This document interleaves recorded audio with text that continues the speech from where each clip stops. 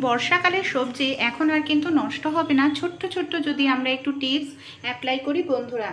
এমনই কিছু টিপস আপনাদের সঙ্গে শেয়ার করব, আশা করছি টিপসগুলি কাজে লাগবে। চলুন তাহলে আজকের উপকারী টিপস দেখে নিই। প্রথম যে টিপসটি শেয়ার করছি, আমাদের বাড়িতে যে এই ধরনের বোতল থাকে, অনেক সময় বোতলটা নোংরা হয়ে যায়, বোতলে হাত পৌঁছায় না, নিচে পরিষ্কার করা যায় না। একটি ছোট্ট লাঠি নিয়ে নিয়েছি, স্কচব্রাইট গার্ডারের সাহায্যে আটকে নিলাম, সামান্য পরিমাণ সাবান লাগিয়ে এইভাবে দেখুন কত সহজেই বোতলটাকে আমরা পরিষ্কার করে নিতে পারছি। আর এইভাবে পরিষ্কার করলে বোতলের ভেতরে হাত ঢোকানোর প্রয়োজন পড়ে না, খুব সুন্দরভাবে যে কোনো বোতল পরিষ্কার করে নেওয়া যায়। ভালো লাগলে আইডিয়া ট্রাই করে দেখবেন। পরের যে টিপসটি শেয়ার করব, বর্ষাকালে দেখা যায় কুমড়ো খুব তাড়াতাড়ি নষ্ট হয়ে যায়। কুমড়ো জাতীয় সবজি যাতে নষ্ট না হয়, অনেক দিন আমরা ঘরে রেখে খেতে পারি, এর জন্য সামান্য পরিমাণ একটু সরিষার তেল নিয়ে নেবেন। কাটা জায়গায় সরিষার তেল খুব ভালো করে এইভাবে একটু লাগিয়ে দেবেন। তারপর আমাদের বাড়িতে যে টিস্যু পেপার বা নর্মাল কোনো পিসটা কাটা জায়গার উপর এইভাবে লাগিয়ে নিলে কুমড়োটা অনেক দিন ভালো থাকবে, পচবে না, 1 মাস মতো ফ্রিজে রেখে খেতে পারবেন। এই ধরনের বোতল প্রত্যেকের বাড়িতেই থাকে। বোতলে একটি ছিদ্র করেই আমরা ঘর মোছার সমস্যা থেকে মুক্তি পেতে পারি। এখানে আমি ছুরি গরম করে নিয়েছি, ছুরির সাহায্যে বোতলটার ওপরের দিকের অংশ দেখুন এইভাবে কেটে নিচ্ছি। তারপর নিচের দিকের অংশটাকেও আমাদের এইভাবে কেটে নিতে হবে। ছুরিটা গরম করে নেবেন, তাহলে আপনাদের কাটতে সুবিধা হবে। এখানে আমি লিকুইড ডিটারজেন্ট পাউডারের ইউজ করেছি, আপনাদের বাড়িতে যে শ্যাম্পুর কৌটো আছে সেগুলো ইউজ করতে পারেন। ঠিক মাঝখানটায় আমাদের একটি ফুটো করে নিতে হবে। এর জন্য এখানে আমি লোহার রড নিয়ে নিয়েছি, রডের সাহায্যে ভালো করে এইভাবে দেখুন মিডিয়াম সাইজের একটি ছিদ্র করে নিচ্ছে, খুব বড়ও না আবার খুব ছোটও না। এবার আমি একটি লম্বা লাঠি নিয়ে নিচ্ছি, লাঠিটাকে এইভাবে ঢুকিয়ে দেব, আর এই কৌটোটার অংশটা যাতে বের হয়ে না যায় বারবার, লাঠির নিচটায় এখানে মোটা করে একটি কাপড় পেঁচিয়ে গিঁট দিয়ে নেব, তাহলে কাজ করতে গেলে আমাদের আর অসুবিধা হবে না। এইভাবে ঠিক করতে হবে, দেখে নিন। দেখুন এটা পুরো রেডি হয়ে গেছে। কিভাবে এটাকে আমরা ব্যবহার করব। পুরনো যে গেঞ্জি থাকে, গেঞ্জি আমি ভিজিয়ে নিয়েছি, গেঞ্জির গলার মধ্যে এটাকে আমি এইভাবে ঢুকিয়ে নিচ্ছি।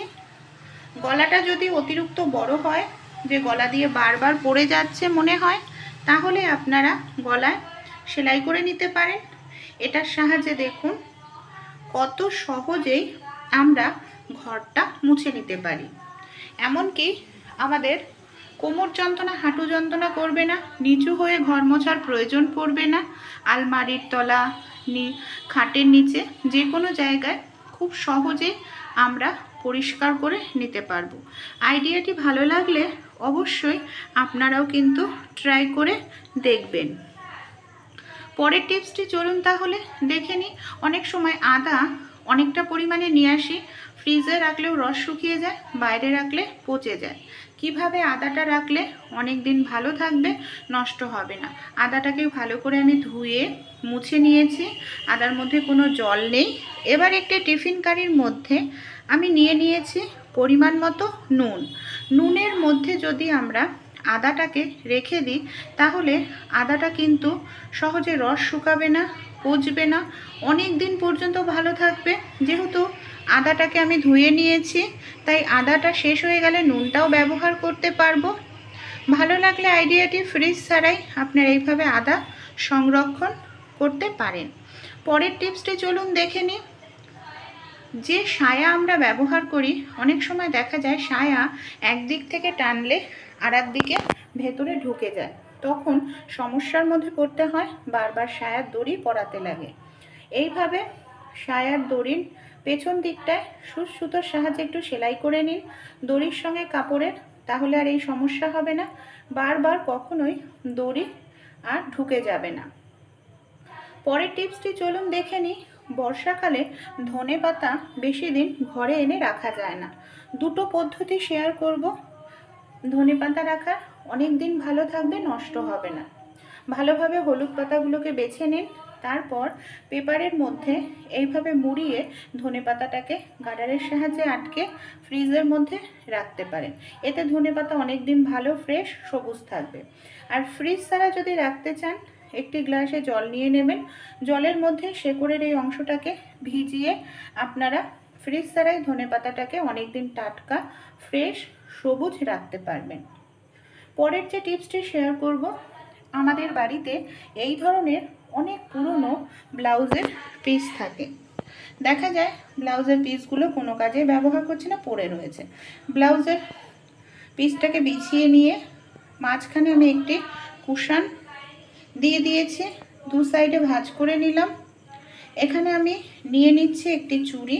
আমাদের প্রত্যেকের বাড়িতেই চুড়ি থাকে।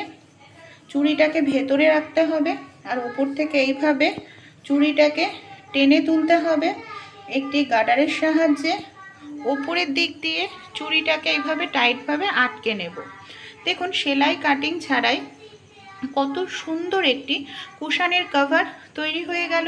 সোফাতে রাখতে পারেন, বিছানায় রাখতে পারেন, দেখতে কিন্তু খুব ভালো লাগবে। পরের টিপসটি চলুন দেখে নিই। লঙ্কা আমরা বর্ষাকালে এনে ঘরে রাখতেই পারি না, দেখা যায় পচে যায়, ভালো থাকে না। তাই একটি কাজ করবেন, পুরনো যে কন্টেনার থাকে আমাদের বাড়িতে, কন্টেনারে ছোট ছোট করে অনেকগুলো ছিদ্র করে নিন। তারপর সেই কন্টেনারের মধ্যে লঙ্কাটা রাখুন আর ওপর দিয়ে কোনো টিস্যু পেপার নয় কাগজ দিয়ে ঢেকে রাখুন।